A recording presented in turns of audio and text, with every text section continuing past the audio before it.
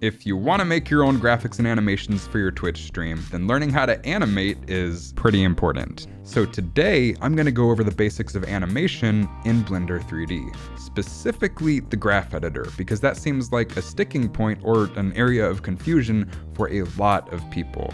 But it's also extremely important to understand. All you have to do is download Blender and follow along. And I'd also recommend having a basic understanding of the Blender interface as well. And at the end of this, you should have a pretty good looking bouncing ball animation, which is sort of a traditional introductory animation exercise. And you'll also leave this tutorial with the knowledge of how to actually animate just about anything you want in Blender 3D. That being said, let's get started. My name is Chris Folea. I'm your stream scholar. Welcome to StreamSchool.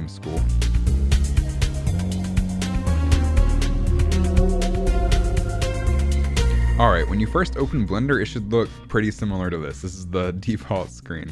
If we click off, that gets rid of the splash screen. Then for the sake of this tutorial, we're gonna go up here and click on animation to go to the animation workspace.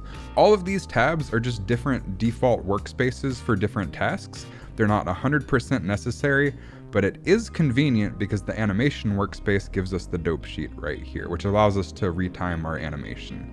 But it also gives us this camera view, which for the sake of this tutorial, we don't need. We're gonna replace that with the graph editor by going up here to the left, clicking the drop down and changing that to the graph editor.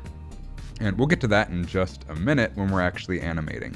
But next, I'm gonna go ahead and turn on Screencast Keys. You probably don't have that installed, but that allows you to see what I'm pressing as we're working, just in case I ever get to mention any sort of hotkeys or anything. Finally, we want to get the rest of this document set up for the purpose of this tutorial. And most of you are streamers and you wanna make graphics for your live stream, and most live streams are at 60 frames per second. The default frames per second that Blender uses is 24. To change that, we can come over here to the printer icon and change frame rate to 60 frames per second. Finally, I'm just gonna come over here to this 3D view and hit 1 on my numpad to go to the front view. You can also do that under view and then viewport and front, and that'll do the exact same thing, but it just takes a lot longer than hitting 1 on your numpad. So for the sake of this tutorial, let's say we want to take this cube and animate it over here.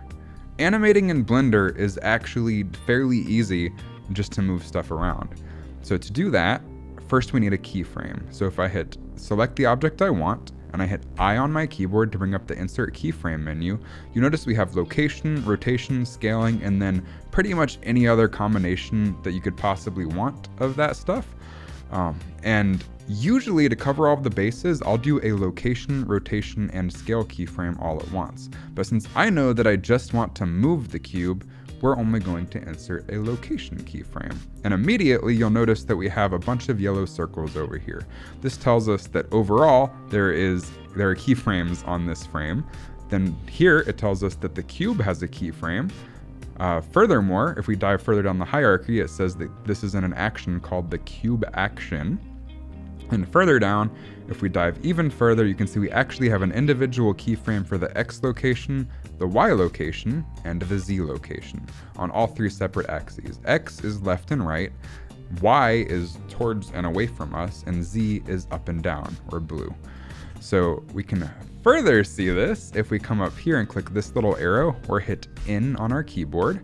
When we go to the Item tab, you'll see that the X, Y, and Z locations for our object are yellow. That means we have told the software that is where we want our cube to be on this frame or at this point in time.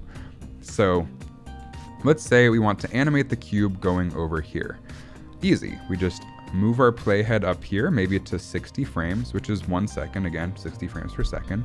We come up here and we hit T on the keyboard. That gives us this menu for our widgets. And we can grab the movement widget and we can move the cube over here. And immediately you'll notice one thing. First of all, or a few things. First of all, this is color coded. So green means that from the keyframe, none of these values have changed. It's been at 0, it's stayed at 0 as we moved. Now that we move the cube over, you'll notice the x-axis is changing, and orange means, hey, you've changed this value, but you haven't told the software you want a keyframe there. You haven't told the software you want the cube to stay there yet on that frame. So to do that, we just hit I for insert keyframe and we select location. So now if we hit shift and then left on the keyboard, that puts us back at frame 1, and we hit space, we can see that play. And let's recap here. We just told the computer, or Blender, that we want the cube to be at 0, 0, 0 on frame 1, and at frame 60, or 1 second later, we want it to be over here. And the computer just filled in all of the in-between frames for us. Picture this like an original Animate, like 2D animation studio, way back when you have the main animators doing the important frames, or the keyframes, then they hand it off to the in-between animators who animate all of these frames in between. Now in 3D software like Blender, the computer does that for us. Furthermore, there are a few different ways you can insert keyframes. So you can hit I on your keyboard to bring up the insert keyframe menu, or you can hover over any property in Blender. It's not limited to location, rotation, or scale. You can animate color, you can animate various other properties as well. But let's say we hover over rotation, hit I, that will insert a keyframe on rotation. Then if we go all the way to frame 60, grab our rotation widget, and we rotate our cube, notice how the Y turned orange, hover over again, hit I to insert another keyframe. Now you'll notice that it rotates as well if we hit space to play. And then the last way to insert the keyframes, or the last convenient way I suppose, would be to right click on individual channels. Let's say we only want to scale this cube on its local x-axis. So we could right click X, say insert single keyframe. If we had right clicked and said insert keyframes, it does for all 3 channels. If we right click and say insert single keyframe, now we're only affecting the x-axis, go all the way over to 60, we can click and drag to scale it up on its x-axis. Then we can hover over it and hit I, or we can right click and say insert single keyframe. So now if we hit space, the cube will animate and it will scale. Now, for the purpose of this tutorial, and this little section of the tutorial just for explanation, I don't want to animate the scale or the rotation. So I'm going to right click and say clear keyframes, and I'm going to right click and I'm going to say clear keyframes. So now the cube only moves. And we talked about how the computer fills in all of the in-between frames, but you'll notice that the cube sort of starts out slow, it gets faster, and then it slows down again. That's because by default, the Blender uses something called Bezier Interpretation, which is a curved interpretation. So this is where we hop over to the graph editor. So I'm gonna make this a little bit bigger. And to navigate the graph editor, you can click and hold the middle mouse button and drag around. Or if you want to change the scale of what you're looking at, you can zoom in and out using the middle mouse wheel. Or you can hold Control on your keyboard and press and hold the middle mouse button, and that allows you to scale it up and down or left and right. So you can sort of frame it how you want. Then you can click and drag the middle mouse button to move it around and then scale it some more until you get it looking exactly the way you want. Another option would be to hit A to select everything, then hit period on your numpad, and Blender will automatically frame it to your view. I personally want this squished down a little bit, so I'm gonna do that myself. But you'll notice how the graph editor works. So from left to right, that is the frame number. So frame 1, now we're on frame 30, now we're on frame 60, and then up and down is the value of whatever you're animating. So for instance, this red line only represents the left and right movement of the cube, the movement of the cube on the x-axis. So we have 3 lines actually, and they're all flat. We have the Y location and the Z location, and we can turn those off. We're not worried about those right now.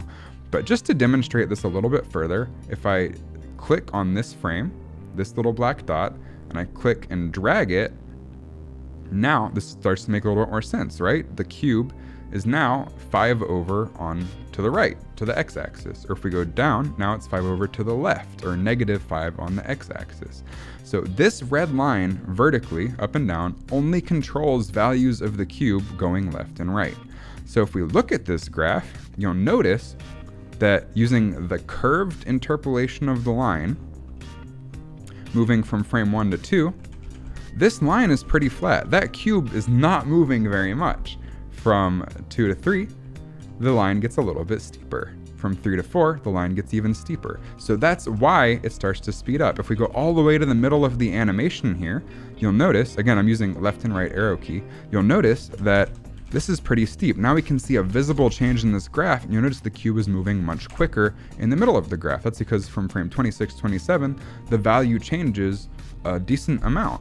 While all the way back here on frame 1, it's changing almost none from frame 1 to frame 2. So because of the way this line is curved, that's why the cube is sort of speeding up and then slowing down. And the really cool thing about this is, as animators, we have full control over this. And by the way, the reason the computer or Blender chooses this as the default interpolation is because easing in and out, or speeding up and slowing down, is a much more natural movement than just abruptly starting and abruptly stopping, which feels very mechanical. So this is called the Bezier Interpolation. And you can actually change this if you want to. We can hit A on our keyboard to select all of the keyframes. We can right click, and if we go to interpolation mode, you'll notice there is constant, linear, and Bezier.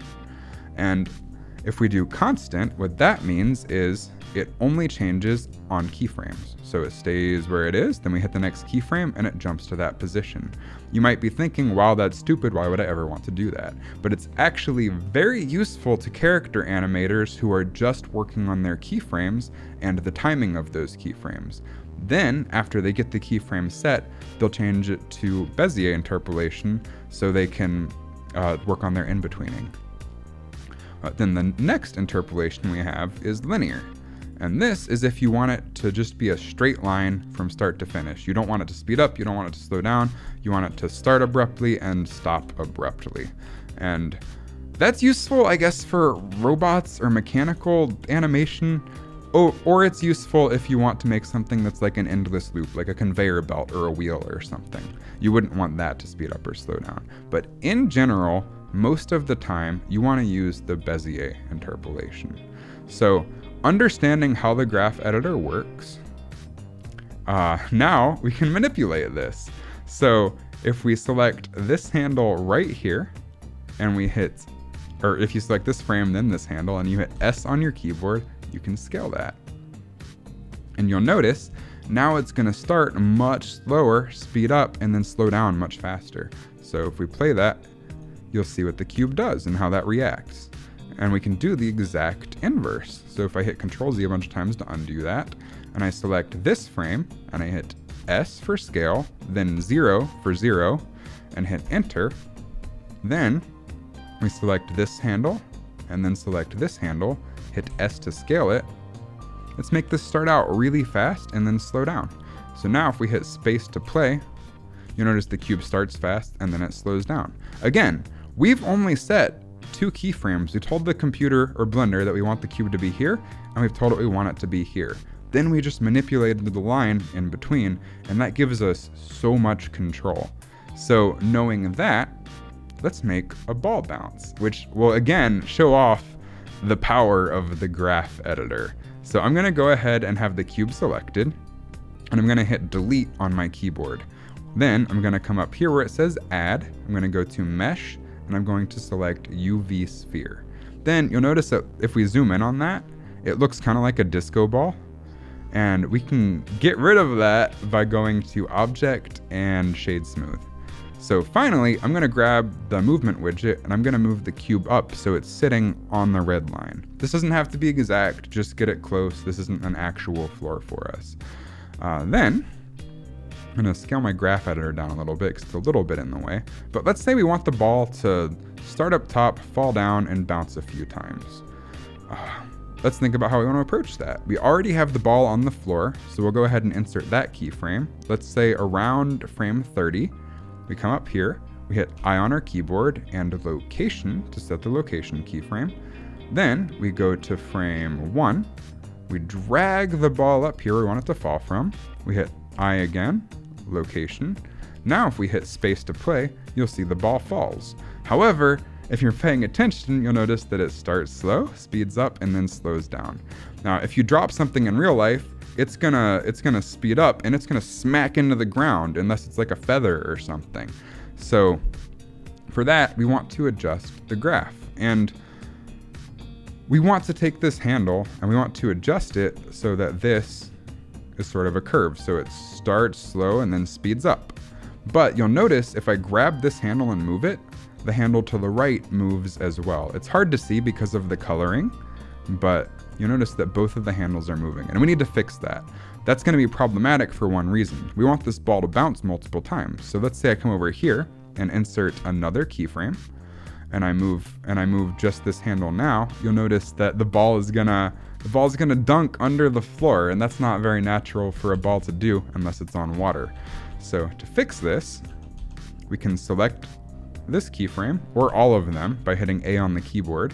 We can right click and we can go to handle type, and we can set that to free rather than aligned. If we set this to free and we select just this handle, now only this handle will move. And I'm gonna sort of squish around, again using Control plus middle mouse button to get this a little bit more ideal for me. It's whatever you're comfortable with. And we can manipulate this handle to make this graph a really nice shape. So now if we play this, the ball starts out slow, like it's at the peak of going up, and then it just smacks into the ground, which is exactly what we want. So now, let's say we want to animate this ball bouncing. The next natural move for most people would be, say, I want to add a keyframe of the ball up here. But think about this for a second. You don't need to do that. We can insert keyframes of the ball just on the ground, and then we can use the graph editor to manipulate where it is in between those keyframes. We can use the graph editor to make those arcs. So let's say we go forward to about frame 60 now, because normally each bounce is going to take less time, but this is only half of a bounce and this is a full bounce. So these keyframes are going to be the same amount of time. So go to frame 60, hit I to insert a keyframe, location. We're going to select this frame right here, right click, set the handle type to free. Then you'll notice the ball's not moving in between here, but if I set this cursor to in between, then we start manipulating these handles. So we select this frame, select this handle, click and drag this handle. Now you notice the ball is moving and we don't have to set any additional frames. This is making our life so easy here. We can just move both of these handles to make a nice arc. So now, if we zoom out and we play this, you'll see the ball bounces. We probably want this ball to bounce a few more times before it settles, but you can make this ball bounce as much as you want by manipulating these handles, or as little as you want by manipulating these handles. This, I'll tell you right now, is gonna look really unnatural, but just know that that is an option. So let's move forward, but less frames. Let's go forward maybe 20 frames instead of 30 this time. Hit I to insert a location keyframe, select it, right click handle type free, or you can just hit V to bring up that menu, and that's a little bit easier. We can select that handle and we can make this bounce a little bit less. You might want to squish the graph up using Control plus middle mouse button, just to give us more room to work. Now you'll notice the ball bounces twice. Go forward maybe a little bit less. I insert location, set this to handle type free, and then drag this up. And this is all starting to come together. As you can see, we're making a beautiful bouncing ball animation. So hit play, the ball bounces and it settles. And you might want to do one more bounce, maybe not. I'm not going to worry about it. But let's say we're not satisfied with the ball just staying in place and bouncing. Let's say we want this ball to bounce from left to right. So to do that, we're going to want to manipulate the different channel. So this blue line only affects the up and down movement of this sphere. So if we hit the down arrow right here, we have a Y location and an X location. We want to manipulate the X location next. So if we turn these two off, you'll notice there are a bunch of black dots here. And those are all keyframes inserted on the X location. However, we only want a point A and a point B for the X location, so we don't need all of these frames. And what's really cool in the dope sheet is we can hit this down arrow and we have access to the X, Y, and Z locations. So if I select all of the in-betweens on just the X axis, then hit delete, and then delete keyframes, nothing's gonna change. It's not gonna negatively affect anything, but now we only have to work with 2 keyframes for the X location. So let's say we want the ball to start here, drag all the way over here to where we end, select this frame, hit G for grab, Y for Y axis, and move it up. And let's say we want the ball to rest about right here. I'm gonna pan up a little bit just so I can see more. Let's say we want this to rest about here. So now if we go back to the start and we play that, now the ball moves as it bounces. And this doesn't look horribly natural, and I'm fully aware of that. That's because the ball is slowly easing to a stop. If we look at the graph, it starts a little bit slow, speeds up significantly, and slows down significantly at the end. But it's stopping right when it stops bouncing, and that's super unnatural for a ball to do. A ball is gonna stop bouncing, then it's gonna roll some. And we're not gonna worry about rotating the ball because ours is a perfect sphere and you won't be able to tell if it's rotating or not, but we do want it to slide a little bit past finishing bouncing. So just because these are all location keyframes doesn't mean they have to end at the same time. If we select just this X location keyframe, click it and drag it, we can move this much further and have it roll for several frames. So now if we play this, it's gonna bounce and move, then roll a bit. Just because we have the X location moving past where it stops bouncing. Then we can tweak this further if we want to. We can select this frame right here, hit S, 0 to scale it down to 0, enter to apply. Then we can select this keyframe, select this handle, hit S to scale it out. Now it'll start faster and it'll ease, and that looks ugly as heck, but you want to tweak it. You want to make it look good and look how you want it to look. And I think for a bouncing ball animation, that looks pretty cool. So hopefully at this point you have a decent idea of how the graph editor works. And again, I know I mentioned this earlier, but you can animate just about any parameter you want in Blender, and you can manipulate any of those parameters you animate in the graph editor as well. Just as one last tiny example, let's say we wanted to animate the color of this sphere. So I'm gonna go ahead and select the light and the camera and delete both of those. But let's say we want to animate the color of this sphere. I'm gonna go to rendered preview, gonna go to the materials panel, add a new material. We're gonna make this an emission material. Just know you have full control here. So I could say I want this ball to turn from white to red by the end of the animation. So you can hit I on the color box even, drag all the way over here to the end and set this to red, then hit I to insert a keyframe again. Notice how it's outlined in yellow. Now it's outlined in green because there's no keyframe. And bam, now the ball slowly animates to red. And you'll notice that over here in the graph editor, we have the material pop up, and now we can animate these values as well. So if I just turn off the transforms, then look at the colors, let's say we want this to start fast and slow down into red. We can scale that down, then we can set this to individual centers and scale these up. And now it turns red, and we manipulated how fast it turns red using the graph editor. So just know you have complete freedom to animate just about anything you want in Blender. The sky is the limit. At this point, you should have a pretty cool bouncing ball animation and a decent understanding of how to animate things in Blender. The next step is just try things. Do not be scared to experiment. It's literally the best way to learn. If you have any questions or just want to come hang out, I'm live every Tuesday, Friday, and Saturday at twitch.tv/oraclefishlive. And if you found this video helpful, make sure you hit that like and subscribe button below the video for new content every single week. Let me know in the comments or on Discord what you want to learn next, and until next time, my name is Chris Folea, I'm your stream scholar, class is out.